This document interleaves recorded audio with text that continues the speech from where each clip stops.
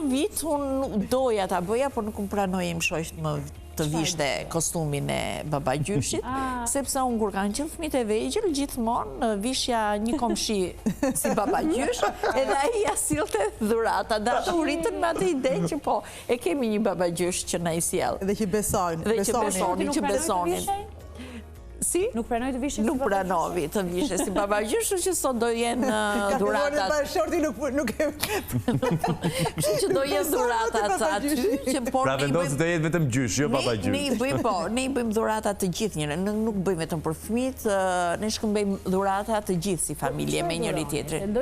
Por shumë unë e zbulova dhuratën e dhëndrit, se mos më dëgjon tani, po që më kishte bërë një koncert në Rom të një violinisti shumë të madh, ma kishte marrë që tani biletën. Dhe këtë e zbulova se e kishe lënë zarfin aty dhe nuk e kishte mbyllur edhe Po ti do bërë se surprizuar, besoj sot. Po pa tjetër të luaj rolin. Pritë da edhe në Instagram të vizionin.